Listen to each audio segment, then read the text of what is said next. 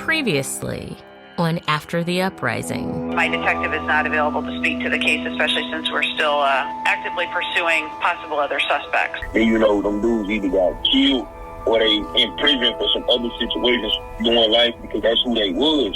We had two guys managing us at one time. It was a street guy. I don't know if I should mention his name.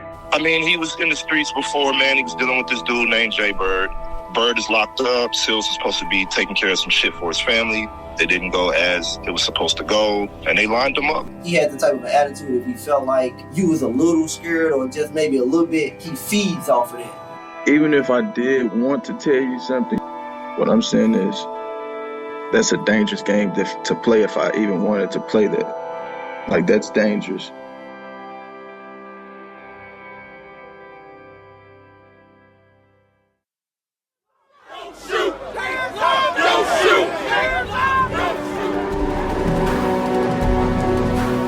What you're looking at is the aftermath of the grand jury deciding not to indict Officer. 29-year-old Darren Seals was murdered before his killer set his car on fire. Once they put out the flames, they discovered Seals' body inside with a gunshot wound. He pointed a gun on me and my 14-year-old little brother, it's Ferguson PD. Grabbed me by my hair, slammed me out the car.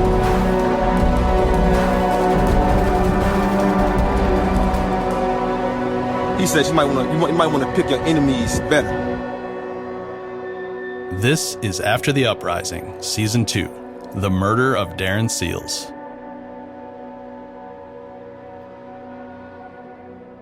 So now we have one source of information saying the co-manager of Bottom Boys, Jay Bird, ordered it, and the police believed that there was a prosecutable case around Kilo being at least one of the participants. Before my mother passed away, someone told her this information. This is Latoya Seals, Darren's older sister. And she shared it with me, and she did not want to believe that it was Jay Bird because we grew up with him. We went to school with him. I went to school with his sister. I was friends with his sister, and they were like brothers. And she knew of the things that Jay Bird had faced when he was a child, watching his uncle kill his mother and so many other things that I could tell you. But my mom did not want to, she did not want to believe that it was Jay Bird because they were best friends. And she never, ever thought that it could possibly be him. The other part of it is in 2012, in O'Fallon, he had a gun. There were witnesses that said that he had a gun. He was still on probation at this time. So the fact that he had a gun, he could go to jail, Darren had to figure out what was in his best interest at the time. So it's an open question, right? If the information is correct, how Jay Bird would have gotten the impression in 2016 that Darren was informing. And one way to look at this is that he was not informing, but that the feds or the cops were pressuring him actually had the result of Jay Bird coming to believe that he was informing when he wasn't. Or, of course, it's possible that he did inform. That he was informing? That he informed at once and that was held over him or that got leaked by... Nope. My brother never informed. He was never an informant for the feds or anybody. We cut a whole final episode for this season, and it started with this conversation with Latoya, us telling her our theory. Darren's brother Byron was there too. We thought we'd wrap up the season by giving his siblings our best guess as to how and why their brother was murdered. But then, a few unexpected things happened. First, as you heard, everything we'd come up with, Latoya had already heard through her mother. Bonnie never said any of this to us, choosing instead to believe that it was the FBI or some consortium of law enforcement bureaucrats who killed her son. The second surprising thing is that we were given the St. Louis County Police Department's full investigative report into Darren's murder. It came in a bundle of documents we requested about a side issue, And we're not sure why we were given this report and whether or not it was on purpose or by accident. Either way, it fell into our laps only weeks before we were set to begin mixing and mastering all of our episodes. So the 200-page report coming into our possession set us to scrambling. Hey, Ray, this is Tracy Panis with St. Louis County Police. After reading the report, we immediately wanted to get in touch with the St. Louis County Police to see if we could get their detectives to go on record about it. Knowing this was unlikely, Ray tried right at the outset to compliment the effort we saw reflected in the report. And so I mentioned I wanted to pitch you because when we started this investigation, what we learned from a lot of the Black community and the activist community is that the perception was that County PD wasn't gonna and hadn't done any investigation into Seals because he was an activist and he was for police reform and all this stuff. And we're seeing from the report a 180 not the case.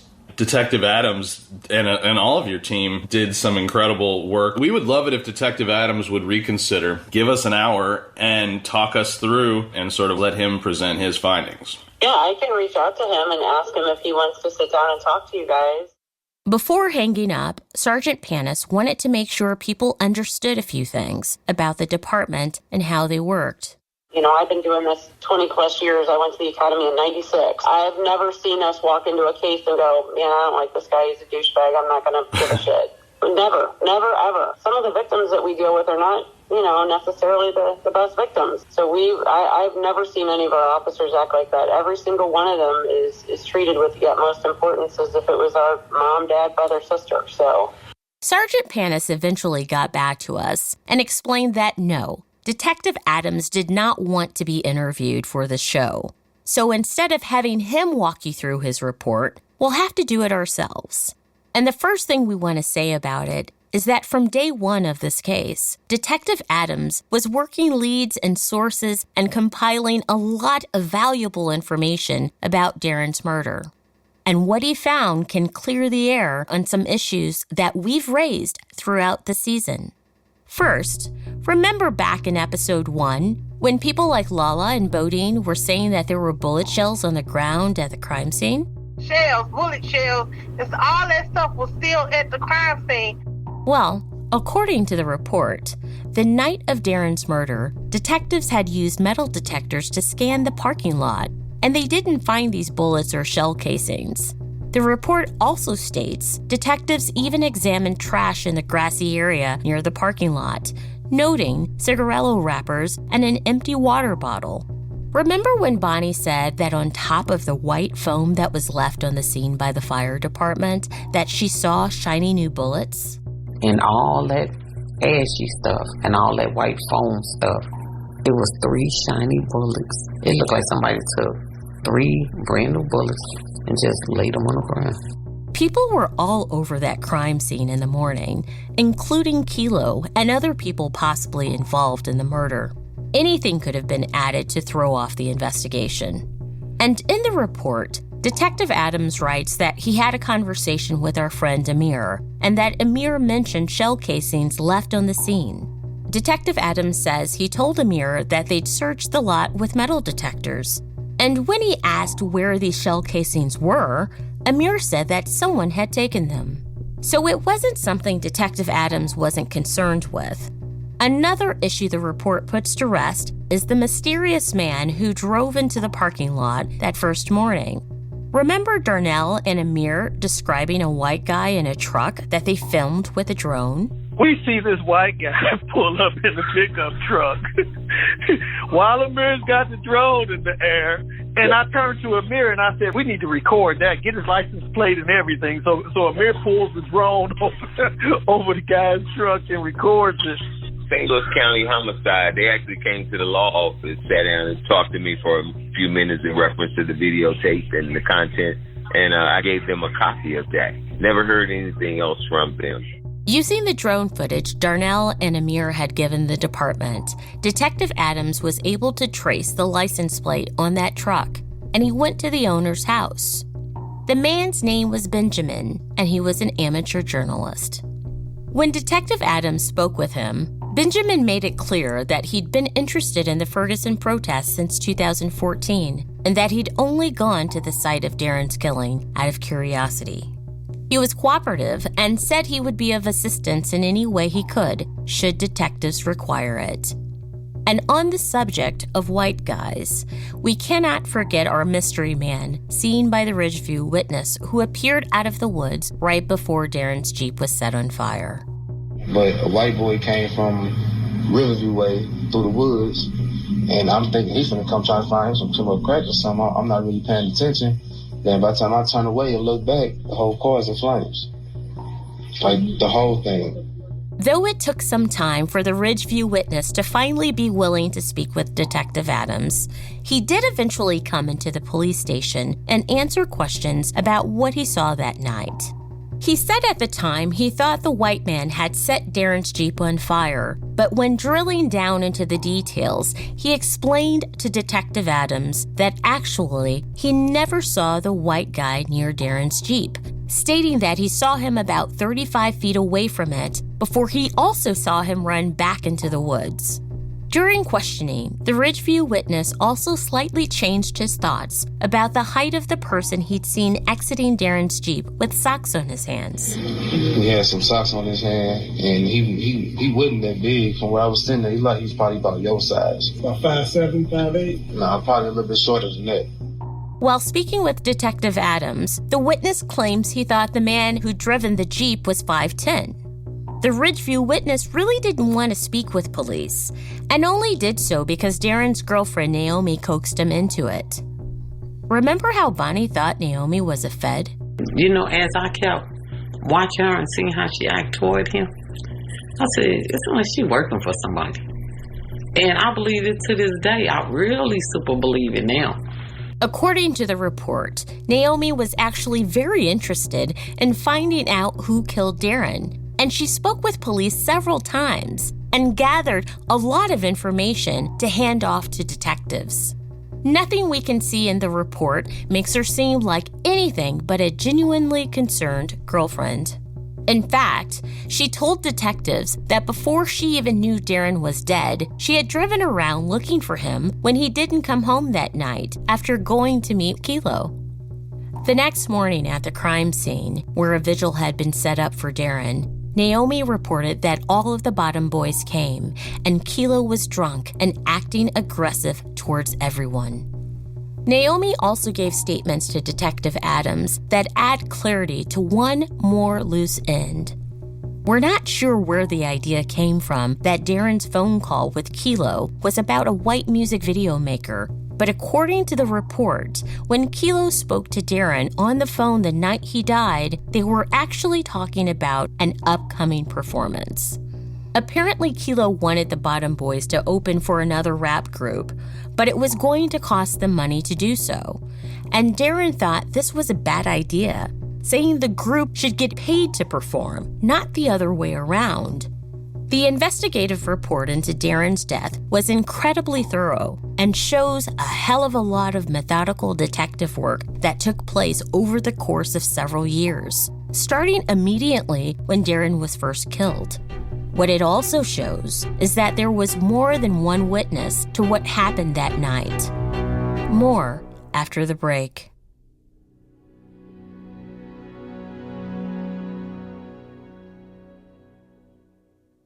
Now, back to the show. Remember when we first visited the crime scene with Darnell and Amir back in episode 3? And Amir told us a story he'd heard about someone who had witnessed Darren's murder? The guy who lived at that location, he told the two guys, y'all can't leave that body in front of my house. As it turns out, the general thrust of this story is true. According to the police report, there was a witness who we'll call Andre. The night of Darren's killing, Andre had gone out to a nightclub with his friend, who we'll call Steven. After the club, Andre went back to his friend Steven's apartment to crash for the night. Andre had been sleeping when Steven woke him up and told him that someone had just been smoked outside. Andre and Steven went out to the parking lot of the apartment complex, where a Jeep Wrangler with the engine running and the lights on sat parked. They walked up to the Jeep, careful not to touch it, and looked through the driver's side window and saw a body slumped over the steering wheel. They returned to the porch of Stephen's apartment to smoke a cigarette when about 20 minutes later, a car pulled up and dropped off a man. The car left again, and the man approached Andre and Stephen and asked them for a cigarette. Andre told police that he thought this man was trying to find out what they knew about the Jeep. While smoking a cigarette together, Stephen told the man, quote, "I know what y'all just did. You need to get that shit out of here. Keep the police away." The man asked Andre and Stephen to help him tow the Jeep away, and when they refused, the man made a phone call. A few minutes later, another man exited from a nearby apartment. The first man moved the dead body from the driver's seat to the back seat of the Jeep, and then got into the passenger seat himself. The second man, who'd just come out of the nearby apartment, got into the driver's seat of the Jeep and began to drive it away, though he was rusty with operating a stick shift and drove through the grass. Detectives presented a series of mugshots to Andre, and he identified the first man as Kilo. He identified the second man as Christopher Moore. Christopher Moore lived in the apartment complex where this incident with Andre and Stephen happened. But no, it wasn't on Gamble Street in St. Louis City. It was at the Riverview Park Place Apartments on Towell Lane, exactly 1.2 miles north and west of the Ridgeview Apartments where Darren's Jeep was found burning. It's also only half a mile from the Rocca Food Mart, where a witness told Bonnie that they'd seen Darren and his Jeep having an argument. Somebody else said they was arguing in a truck, and they was on Diamond right across from the store. And they said they had music on, but it got real heated. They got real loud. Christopher Moore, the man identified as the driver of Darren's Jeep, went by the name Lil Chris. In the last episode, we played audio of LP on a jail phone call with his mother, learning about Kilo having been shot in Castle Point. It was Lil Chris that Kilo had been with during that shooting. By the time Detective Adams had this witness testimony about Lil Chris, it was 2023, and the statute of limitations on tampering with evidence and abandonment of a corpse had expired. But one thing we note that never gets a mention in the police report is that when Andre sees Lil Chris drive with Kilo in Darren's Jeep out of the starting location at the Park Place Apartments, he doesn't report seeing any other cars, and he also never mentions the driver pulling socks over his hands. The witness at the Ridgeview Apartments, who sees the Jeep pull in, seems to describe a different driver. Not only does the driver he described have socks on his hands, but he says he has dreads. There was only one dude that got out. He was a black guy. Yeah, black guy. And he had dreads to come think about it. Lil Chris did not have dreads. Also, the Ridgeview witness said there were two cars following Darren's Jeep. So, where in the 1.2-mile drive from the Park Place Apartments to the Ridgeview Apartments did these cars join the convoy? And was there a driver swap? If so, who is this second driver? Well, according to the police report, in the evening of the day Darren was killed, a man who we'll call Nick went to visit someone he knew at the Riverview Park Place Apartments. Outside, a group of men were talking. Knowing one of them, a guy he calls Jason, Nick approached the group and joined the conversation. Jason told the group that the night before, he was there at the apartment complex when Darren and two members of the Bottom Boys walked out of the unit where Lil Chris lived. He said that the group was arguing and that Darren seemed to be in distress. All three men got into a Jeep, and moments later, there was a pop. After the gunshot, the two members of the Bottom Boys got out of the Jeep, wiped the door handles with their sleeves, then went back into the apartment for a few minutes before coming out again and driving the Jeep away. Police asked Nick if he knew Jason's real name, and he said he did not. But he did say that Jason drove a gray Chrysler 300 with a modified loud exhaust. This car would seem to be a perfect candidate for the vehicle the Ridgeview witness described. So this Jason person may have been that other driver. When police asked a manager at the Riverview Apartments if they recognized that Chrysler 300, they said yes, and that it was driven by a dark-complected man with gold teeth. Hey, we on Facebook Live, behind the scenes. Hey, what's up, More or Less Media. On May 29th, 2016, Darren went live on Facebook as the Bottom Boys prepared to shoot the music video for their song Can't Go. Recording with his phone, Darren walks around the parking lot, introducing the various people who will be in the music video. And at one point, he puts his arm around a man with short dreads and gold teeth, who he calls Trey. Still alive, D-boy? Where we at? We ain't got some point. We still alive? Yeah, we live. We ain't got some point, man. We outside, man. We at the bottom. Recording live. Oh, man, everybody live, snapping. We jamming. We outside. Got my nigga Trey in the building. Last video, we had to get his ass. This video, he family. We great actors, man. We great actors, we do it all, man. Hollywood, come holler at me. Hey, get at us. I'm trying to tell you. We gonna get that deal, believe me. I'm trying to tell you. This man is in the music video, seen in Darren's Jeep. We don't know his real name or if he is in fact Jason. Whoever Jason is, he also told Nick that Darren had made off with 5 kilos of cocaine that belonged to someone named Jaybird. So Jaybird ordered the hit on Darren from the jail where he was incarcerated. Because Nick didn't see these events himself, police couldn't confirm with mugshots which 2 men walked out of the apartment and into Darren's Jeep with him. But Nick did say that Jason claimed to recognize them from their music videos, which he watched frequently. This would imply that the second person was LP or LR. When we interviewed them, neither LP or LR said they were with Darren that night. I was with Darren the day before he died, so it's crazy, man. He was a good dude, you know. I know for sure I wasn't there. I highly doubt Kilo had anything to do with it. Were you with Kilo that night? No. Aside from Jason claiming it was 2 bottom boys who killed Darren, the police also had an inside informant. The report doesn't name this person, only referring to them as an SOI, which stands for Source of Information. During Detective Adams' interview with this source, they revealed that the Bottom Boys were a rap group turned street gang, and that Jaybird had been their primary leader until his arrest that summer. The source explained that Kilo was the group's muscle, and that he's a known shooter. According to the source, Jaybird had LP and Kilo kill Darren, and the reason was that, quote, Jaybird was tying up loose ends and eliminating anyone who might be a liability. As Detective Adams was putting the case together, he heard the name Jaybird from several different sources. So after confirming Jaybird's real name, Jerry Brown Jr., he went to visit Jaybird at the prison where he was incarcerated.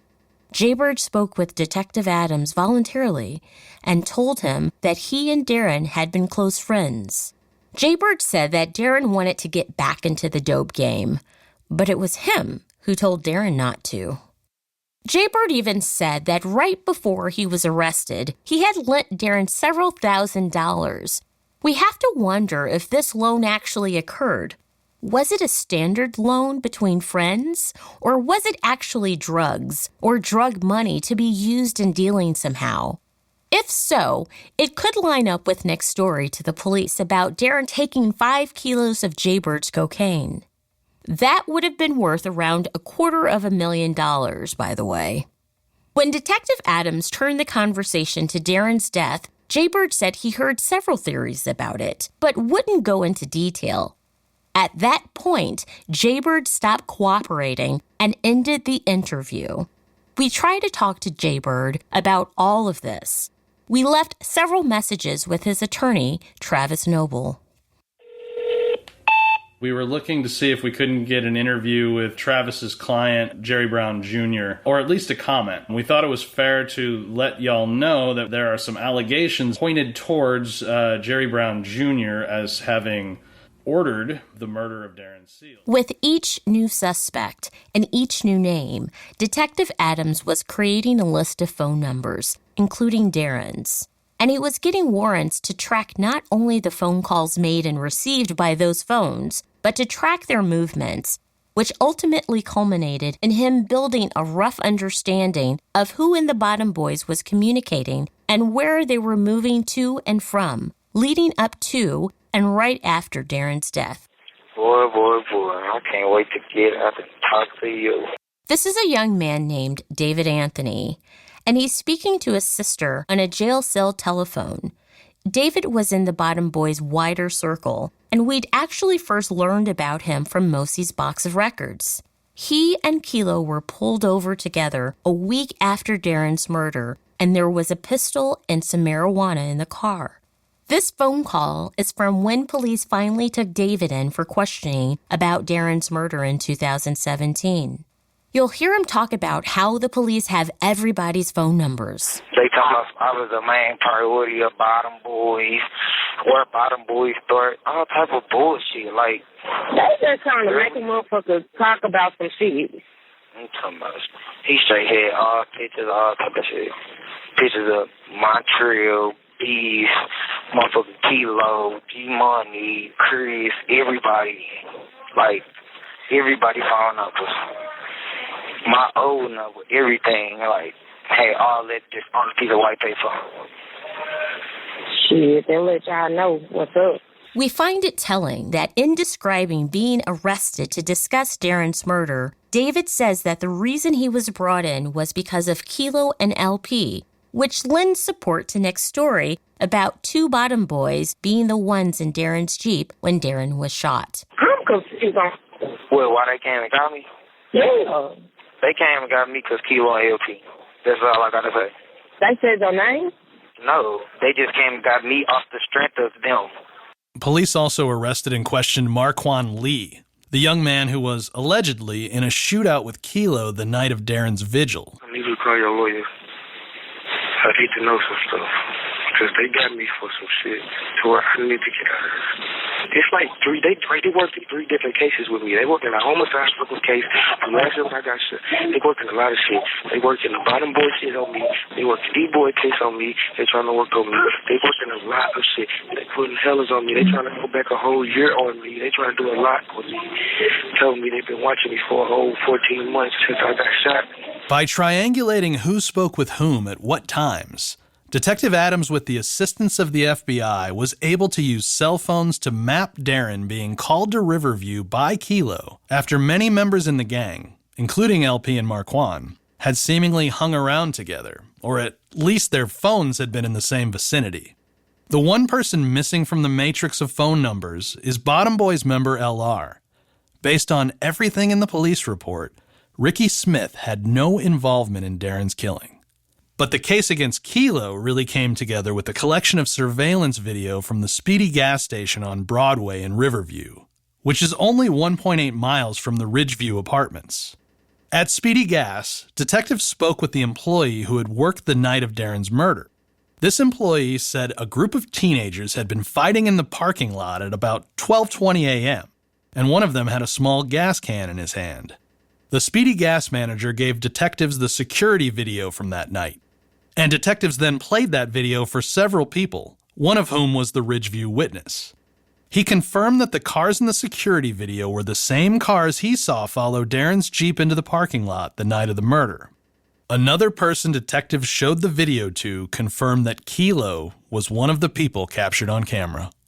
So at 10 a.m. on November 1st of 2018, a number of detectives, as well as at least one FBI agent, assembled to arrest Kilo at his girlfriend's house.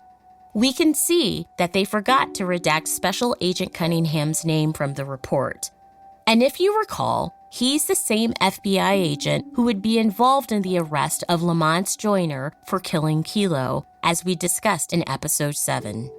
But anyway, when they had Kilo back at the precinct, detectives tried to interview him, first talking about the Bottom Boys, which Kilo insisted was only a rap group. When detectives tried to talk about the day of Darren's murder, Kilo asked for a lawyer. Detectives told Kilo he was being charged with murder, first-degree armed criminal action, and tampering with physical evidence. Kilo told detectives to, quote, "Come with it, bro," and said, quote, "You've been trying to get at me." At that point, Kilo was booked into the Justice Center on a 24-hour hold.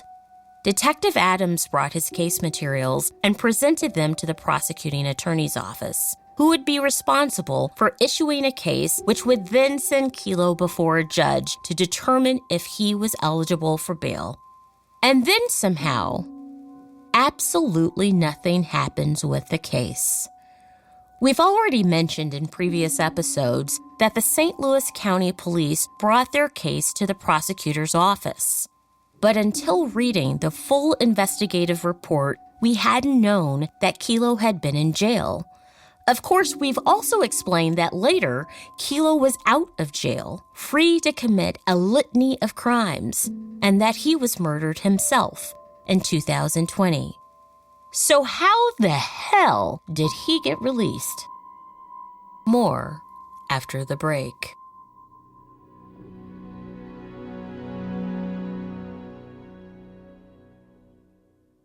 Now, back to the show. Did you have a prosecutor there named Kilgore? Yes, years ago. This is our producer, John Duffy, again.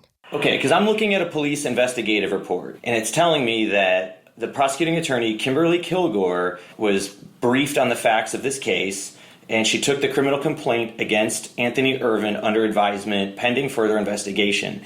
And at that time, he was in jail. He was in the Justice Center. This is November 1st of 2018.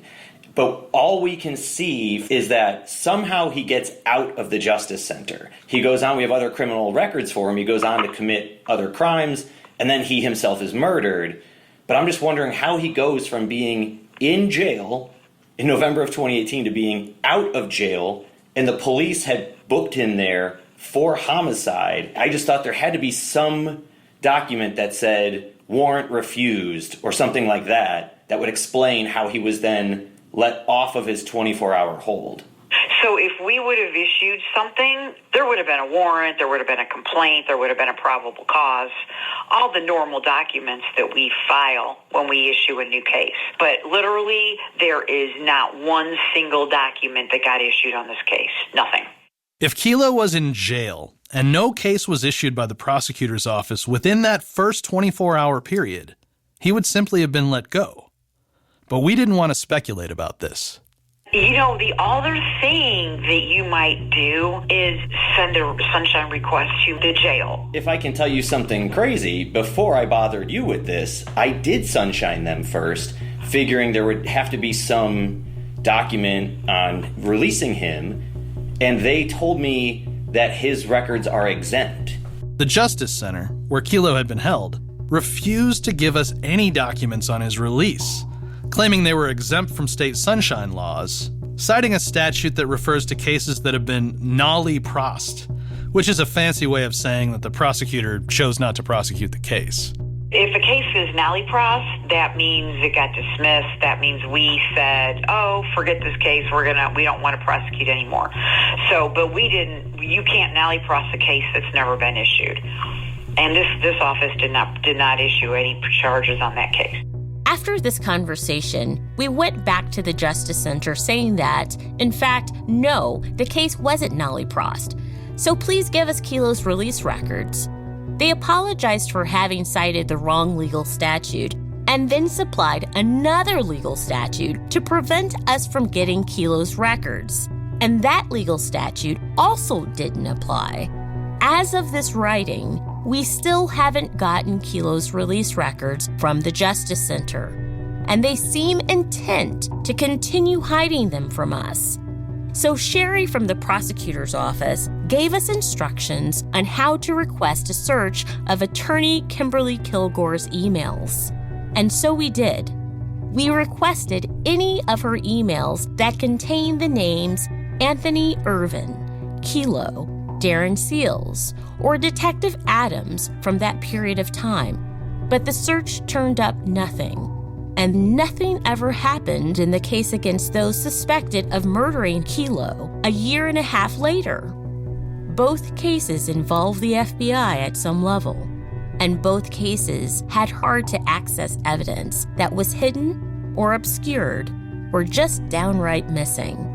So taking that with everything else we knew about Kilo and Darren's murder... This is going to be a weird question. It might be really bizarre, and you can just laugh at me. In the event that somebody is participating as an informant either for the police or for perhaps even the FBI as part of a task force or something like that, if someone is acting as an informant and they get released on that, would that be sort of blacked out information? Oh, wow. So that's a good question. Because here's the thing, he was connected to another group of people who were all indicted and arrested on federal charges of cocaine distribution. There was a big drug ring that was busted there in St. Louis that had connections to the cartel in Mexico, and he was associated with those individuals. There was an FBI agent as part of his arrest, and even when he himself was murdered, when they arrested the people they thought had murdered him, a task force participated in that arrest. So I am wondering, was this guy an informant of some kind who was then let out to continue his informing, and maybe the reason we can't see documents is because that's being hidden? Wow, I've never been asked that. I can tell you I don't see anything in my system about this being a confidential informant. Honestly, I couldn't even tell you how this office handles confidential informants. I'm not a prosecutor here, so there would be no reason for me to be involved in that. You're not on the need-to-know list. That is definitely the way to say it. But I can see every case associated with him, which is only this one, and there is no documents on here. And honestly, I can't even explain this. Since Sherry didn't understand what was going on with Kilo, we decided to reach right out to the FBI man who'd been on site for both Kilo's arrest and for the arrest of his alleged killer. FBI St. Louis. Hi, I'm trying to reach Owen Cunningham. Sure. Hello.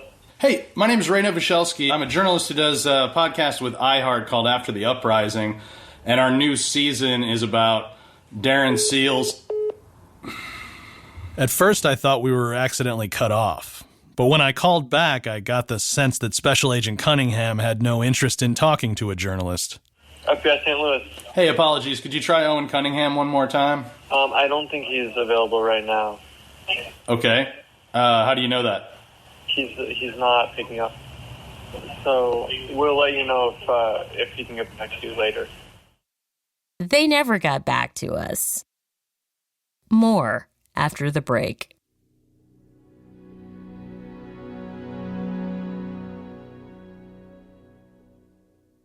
Now, back to the show.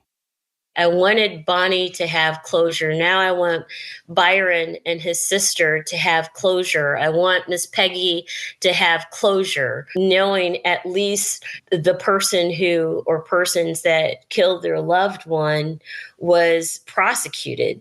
Even though they may not have lived the best kind of life, they deserve justice too.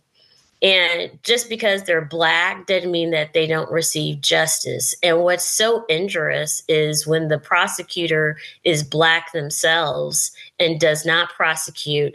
And what is worse is when a prosecutor fails to prosecute and lets these violent offenders out into the streets so that they can kill again and again and again and again.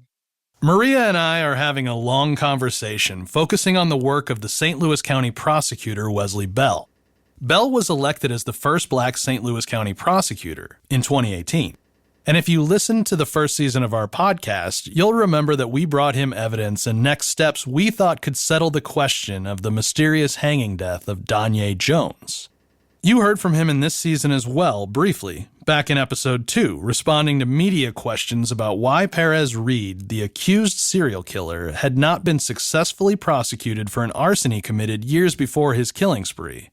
As part of her work producing this podcast, Maria looked through boxes and boxes of police reports that outlined a variety of criminal actions undertaken by a variety of young men.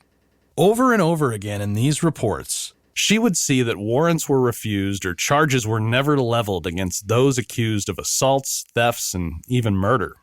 It sent Maria on a long quest, trying to understand why this kept happening. While she was going municipality to municipality digging up paperwork, I decided to check in on the status of Perez Reed, that alleged serial killer. So I called the prosecuting attorney's office and spoke with Sherry Luter. This might seem like a weird tangent, but bear with us. While speaking with her, Sherry told me that they only had one open case against Perez for misdemeanor assault, stemming from an incident in which he allegedly headbutted a prison guard. Where were his murder charges? The only other thing I can't figure out is why there wouldn't have been reference to September 12, 2021. Reed shot a man multiple times in St. Louis County on Chambers Road.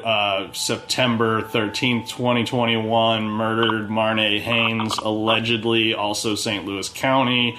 September 16th, 2021, murdered Pamela Abercrombie, allegedly, and also paralyzed someone only referred to as RH.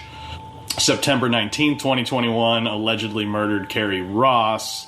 And then September 26, 2021, allegedly murdered Lester Robinson. Now, I believe a couple of those are St. Louis City, but the rest, I'm certain, occurred in counties, but they weren't listed, and I was curious why. I can't tell you because I'm looking in my system at every case he has in this office, and there are two. The misdemeanor assault force that is pending, and the arson case, and there are none of those homicides you mentioned, none of them are in our system. Not as a refusal and not as a charged case, none of them. Now, this is strange, really strange. What is going on at the prosecutor's office? Where are the assault and murder charges against Perez Reed? U.S. Attorney's Office. Hi, I'm trying to reach Ryan Finland. I'll get you transferred over. Just one moment. Thank you. Ryan Finland. Hi, Ryan. My name's Ray Novoselsky. I'm a journalist, and I was actually just wondering if you might give me an update on the Perez Reed case. Thinking that maybe I'd gotten something wrong, I called the U.S. Attorney's Office. After all, if you remember, when Perez was arrested, it was by the FBI. He had traveled into Kansas where he committed his final crimes, and he now had some federal charges pending as well. Homicide is not something the feds usually charge, but I figured I'd ask about it and maybe the picture would come clear. Sorry, I won't take much of your time, but I just spoke with the St. Louis County Prosecuting Attorney's Office, and she doesn't see any case entered or proceeding in any fashion in county around the 4 murders in the same time frame. I'm trying to figure out where those cases are, like who's taking on those cases. Sure, and he was brought over for our federal charges, first on a complaint, and then he was indicted. And then as our case was pending, Kansas City charged him with a murder from that November 1 date, and so we sent them over to Kansas City to face that charge. So you're letting the local cases proceed first and then federal? Correct. There's local and arguably more serious cases proceed first. He's just out in Kansas City on a writ to face that murder charge, and then he'll come back to federal custody. If what Ryan is telling us is accurate, and we have no reason to doubt that it is, the federal government is going to let the local governments, with their more serious charges against Perez, meaning the assault and murder charges, go first. And when those trials conclude, the feds will move forward with their lesser cases. So again, where are the St. Louis County charges against Perez for homicide? And it doesn't end with him. Obviously, we have Darren Seals' case, in which Kilo was not prosecuted. In trying to understand these failures to prosecute, we wondered what might have prevented the prosecuting attorney's office from pursuing these cases. And that's when we learned that Wesley Bell's chief of staff, Sam Alton, has held multiple simultaneous jobs aside from his primary titles. For serving as Wesley Bell's chief of staff at the prosecutor's office, Mr. Alton is paid $130,000 a year. He is also being paid to serve in a variety of legal capacities for several different municipalities. And on top of that, he still works out of his private practice, according to publicly available records. Since beginning his service under Bell in 2019, Alton appears to have been paid $674,000 by St. Louis County, and he's been able to double that by moonlighting in these other municipalities, according to the St. Louis Post-Dispatch. Now, this double, triple, quadruple dipping into different public budgets for income doesn't appear to be illegal, though it certainly does raise a host of questions of both ethics and conflicts of interest. And how can it not be called into question that the primary job, that of chief of staff for the prosecuting attorney of St. Louis County, may not be receiving the attention and quality of service that is due? And if this moonlighting is tolerated, we have to wonder what else is tolerated. Why is it that people like Troy Doyle Jr. can fail to appear when summoned to court over and over again? Or that people like Perez Reed don't have homicide charges filed against them? Or that Kilo was never charged for Darren's murder? Is Bell's staff spread too thin? Is direction from the top too disorganized to handle the county caseload? When Wesley Bell first ran for the office of the prosecuting attorney of St. Louis County, he leaned into the Ferguson movement and ideas of justice reform. Now in his 5th year in that office, there are numerous examples where he has failed to take dangerous people off the streets. And now, Mr. Bell has his sights on a higher office, that of a U.S. congressman from Missouri's 1st Congressional District, a position currently held by Cori Bush. Also breaking today, St. Louis County Prosecutor Wesley Bell. He'll challenge Congresswoman Cori Bush for her seat in the House. What a matchup it will be, sure to draw national media attention. The prosecutor versus the activist, both of them forging their pathways to power in the aftermath of the uprising in Ferguson after the death of Michael Brown. We, of course, wanted to speak directly with Wesley Bell, and we tried over and over again. But no matter how many times we asked or which channel we sent our requests through, he never agreed to interview with us. I actually bumped into him randomly in the lobby of a St. Louis hotel, and I took the opportunity to plead our case. In that conversation, he said we could schedule a time to address our concerns, and then still nothing. So we decided to attend a St. Louis County Council meeting in which Wesley Bell and his office were scheduled to go over their budget. We thought if we spoke at that meeting, we might pressure Mr. Bell into finally agreeing to an interview. It turns out he didn't even show up, and he left his team to field the questions asked by the council members. Hi. Hi. I'm sorry for the hesitation. I was expecting Mr. Wesley Bell. Yeah, no, Wesley had a previous engagement planned out of town. During the citizen comment portion of the meeting, we spoke our piece. Here is our producer, John Duffy, at the microphone. I'm here tonight to talk about a concerning issue that has come to our attention over the course of our work investigating the 2016 homicide of Darren Seals. We were happy to learn that St. Louis County's crimes against persons did in fact seem to detect Darren's likely murderer. Their suspect, Anthony Irvin, who went by the street name Kilo, was our likely suspect as well after conducting many community interviews. What we found so concerning was that despite St. Louis County Police presenting an application of charges on Mr. Irvin for prosecution on November 2nd, 2018, he was never charged. Mr. Irvin himself was then murdered in April of 2020. And in the year and 5 months between the time when the police told the prosecutor's office he was Darren Seals' probable murderer and his own death, Wesley Bell's office never moved forward to have Mr. Irvin arrested, a move which ironically could have saved Mr. Irvin's life.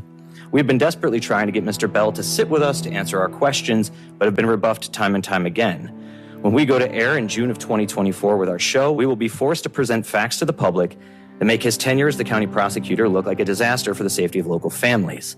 Unless he grants us the time to speak with him on these issues and provides whatever explanations he has for what appears to be a series of failures. Despite speaking publicly, and despite our multiple requests for Mr. Bell to go on the record and answer our questions, as of this writing, he still has refused to do so.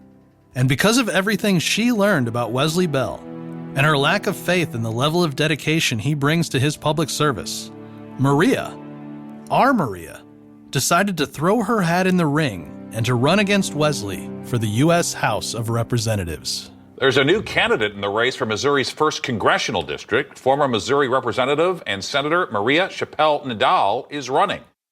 It was more than 2 years ago that we set out to find the answer to who killed Darren Seals. After conducting hundreds of hours of interviews and scouring thousands of pages of documents, we think we've been able to do that, even if the finer details of exactly why Darren was killed may still be uncertain. What we found through our work lined up very closely with what Detective Adams and the St. Louis County Crimes Against Persons Unit found. And where we were off, their work was able to set most of the records straight. If it's true that Kilo pulled the trigger on Darren and set the fire, he got away with it. If it's true that LP was in the Jeep with him when Kilo shot Darren, he got away with it. If it's true that Lil Chris and whoever the driver he swapped places with took part in moving Darren's Jeep and body, they got away with it. And if it's true that Darren's childhood friend Jaybird put the whole thing into motion, he got away with it. To many people, Darren was a hero. To others, he was a real man, occupying various roles in their lives: son, brother, friend. We hope that listening to this show, all those people feel some level of closure. And to everyone who is baffled or shocked by what appears to be a high level of dysfunction in St. Louis County's ability to bring criminals to justice, well, that's next season on After the Uprising. King Darren Seals! King Darren Seals! King Darren Seals! King Darren Seals! You're going to either love him or you're going to hate him, but you're going to have some type of exchange with him that's going to be memorable, that you won't be able to forget. He wasn't scared to speak his mind. If he felt you were being foul, he going to call you out, whether you a homie or somebody random. He was for his people. He was for his people, and he was literally the true essence of Malcolm X by any means necessary. If he was here, hopefully he would be doing what he loved, which was trying to be involved in the music industry. Hopefully he would have been doing that. How would your life be different if Darren had been here for the last 7 years with him? I feel like we would have honestly took over the world. Yeah.